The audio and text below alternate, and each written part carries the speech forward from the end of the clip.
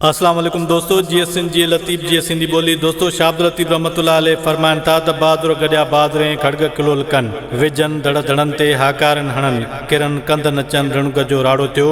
कुछ ॾींहंनि खां दोस्तों जेका हिकिड़ी न्यूज़ ट्रेवल करे पई, ज़रदारी चवे तो पियो त हू जेका बिलावल खे हिन भेरे वज़ीर आज़म बणाईंदो। ऐं खां सुवाल थो पुछां त जेका तव्हां गुज़िरियल 15 सालनि में जेका सिंधी क़ौम जी भींग कई आहे, तव्हां जेका बेट विकिणी छॾिया, तव्हां जेका जबल विकिणी छॾिया, तव्हां जेका सिंधी माण्हुनि ज़मीनूं जेका भुगड़न मिट ते विकिणी छॾियूं, जंहिं ते जेका सो मलक रियाज़ बैरिया टाउन 1 ऐं 2 ठाहियूं वेठो आहे। तव्हां जेका गुज़िरियल 15 सालनि खां जेका सो सिंध जी सिहत तबाह करे छॾी, तालीम तबाह करे छॾी, रोड रस्ता जेका तबाह करे छॾिया। तव्हां सिंधी माण्हुनि खे बुख बेरोज़गारी महांगाई खे सवाइ ॾिनो छा आहे? सिंधी माण्हू ख़ुदकशियूं था कनि पिया, ॿ वेला जेका सो मानी खाइण लाइ परेशान आहिनि।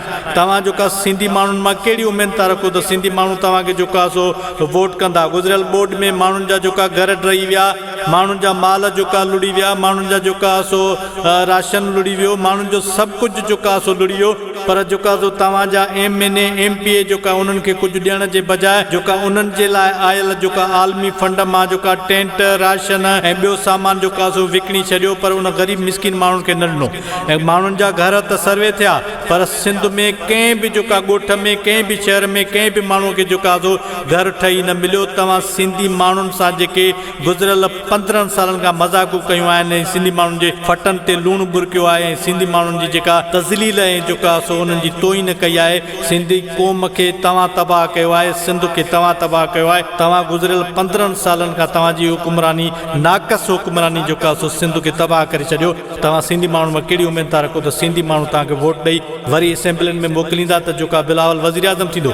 जेकॾहिं तव्हां जेका बलोचिस्तान जी ॻाल्हि था करियो, तव्हांजो उते वोट बैंक कहिड़ो आहे? तव्हां जेकॾहिं KPK जी ॻाल्हि था करियो, उते तव्हांजो वोट बैंक कहिड़ो आहे? तव्हां जेकॾहिं पंजाब ते था भाड़ियो, पंजाब त तव्हांखे उन ई वक़्तु बि रद्द करे छॾियो जॾहिं शहीद रानी पिंडीअ में शहीद थी। पिंडीअ मां जेका तव्हांजो नुमाइंदो हाराए वियो। तव्हांखे जॾहिं पिंडीअ मां वोट न मिलिया त तव्हांखे बाक़ी जेका सो किथां वोट मिलंदा?